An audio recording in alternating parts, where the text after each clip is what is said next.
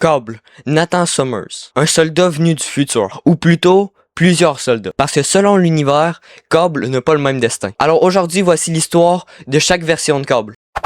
Univers Ultimate, Terre 1610. Dans l'univers Ultimate, Cable n'est pas le fils de Cyclope, mais de James Outlet, Wolverine, mais un Wolverine vieux venu du futur, avec un bras cybernétique. Sa mission? Tuer le professeur Charles Xavier pour empêcher l'apocalypse. Aucun lien biologique avec Scott Summers ni Jean Grey, juste un Logan désespéré qui a choisi le nom de Cable.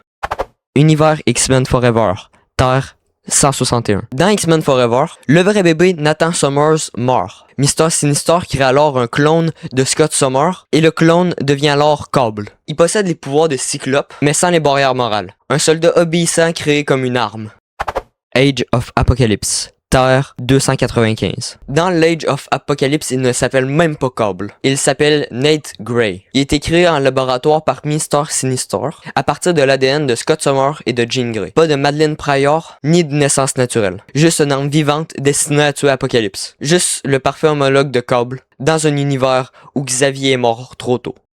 Univers principal. Terre 616. Dans l'univers principal, c'est l'histoire classique. Nathan Summers est le fils de Cyclope et de Madeleine Pryor, qui est elle-même un clone parfait de Jean Grey, donc génétiquement, il porte le même bagage que Scott et Jean Grey. Dès le berceau, il a été infecté par le virus techno-organique d'Apocalypse. Il a été envoyé 2000 ans dans le futur pour être sauvé, et là-bas, il devient le soldat Cable, et il revient plus vieux que ses propres parents. Son but originel, à être l'arme ultime contre Apocalypse, mais Apocalypse l'a saboté dès la naissance.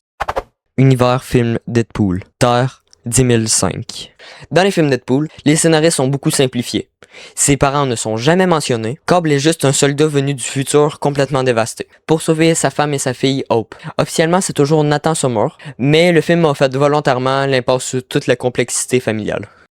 Les pouvoirs maximaux. Quand le virus techno-organique est freiné ou absent, Cable devient un des X-Men les plus puissants. Télékinésie à l'échelle moléculaire, télépathie quasiment divine, voyage temporel par la seule force de l'esprit, réorganisation de la matière, mais dans l'univers 616, 99% de cette puissance est juste utilisée pour freiner le virus techno-organique. Alors Cable est toujours le fils de Jean Grey et de Scott Summers? Non. C'est parfois un Wolverine du futur, un clone de Cyclope, parfois une création de pur laboratoire, ou parfois un père de famille venu sauver sa fille. Un seul nom, plusieurs destins. Et ça, c'était Cable. Pendant que je faisais le montage, je me demandais, par rapport à cette vidéo, est-ce que vous aimeriez voir des TikTok plus approfondis sur une des univers de Cable qu'on a parlé dans cette vidéo? Dites-moi en commentaire. Alors si t'as aimé la vidéo, n'hésite pas à liker, t'abonner et mettre la cloche de notification. Et dites-moi en commentaire quel héros Marvel vous aimeriez voir dans la prochaine vidéo. Sur ce, je vous dis ciao et à la prochaine. Bye bye!